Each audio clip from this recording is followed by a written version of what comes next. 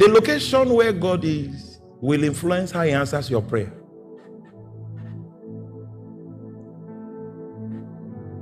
Are you there? Then in the book of Matthew chapter 6, he now said, your heavenly Father knoweth the things that you need even before you ask. So prayer is not informative. You are not trying to educate God on what your need is. It is very risky to deal with a God that knows. I don't think you have thought about that. The God you are dealing with that you want to pray to, he already knows. How do you engage a God that knows? Welcome to Inspired Word. Stay inspired, stay motivated. That there were 9 definitions of God that Jesus gave, which is supposed to influence your prayer capacity. He started with our Father. First revelation he brought about God was the fatherhood of God. Oh, you're not with me. The extent to which you prosper in the enterprise of prayer is the degree to which you know God as Father, because Jesus said that. Our Father. He now said our Father is in heaven, not in Boko. The location, may the Lord give you understanding. The location where God is will influence how he answers your prayer.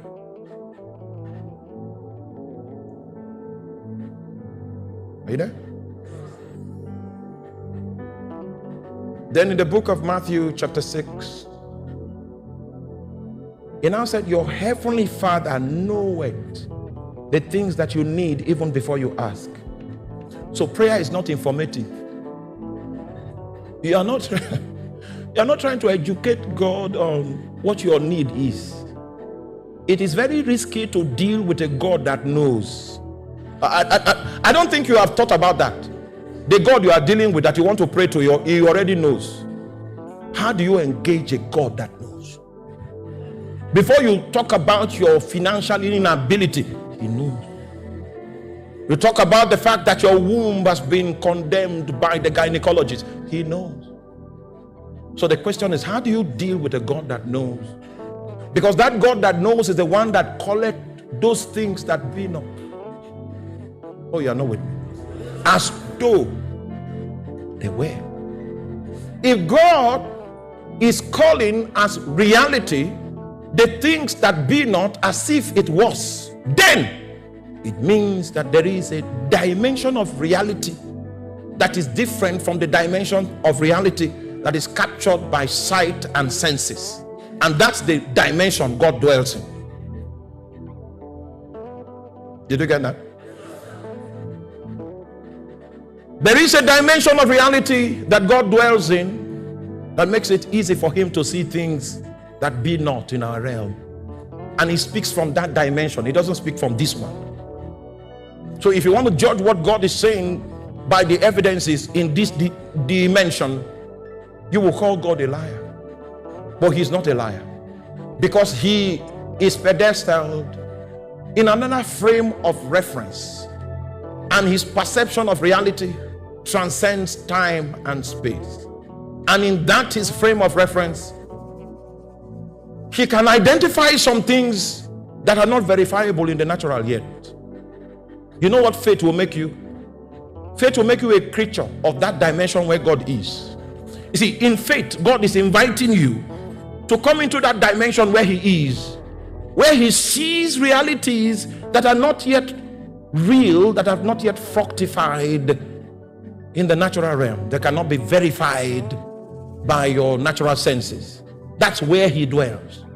And his invitation for you to walk by faith will inevitably bring you and domicile you in the same location. Because of this, I need to define what the prophetic spirit is. I need to define it. Are you there? To help me define what, because, hey, are you with me? You are not here. You are not here. You know, I read only 2 scriptures so that we will not stray. Just 2. If we read more than 2, it means we are going to stray. We will not conclude. But we have 2 scriptures to work with.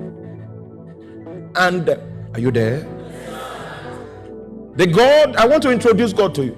The one that quickens the dead is the same one that calls the things that be not as though they were. And that's how your Father is. The time has come for us to know that God that gives life to that which has died. Because from the perspective of men, if someone loses life physically, we call him dead. In the eyes of God, it means this is a candidate for quickening. You are calling it dead. You are already making phone calls for a burial, and you are trying to price a coffin.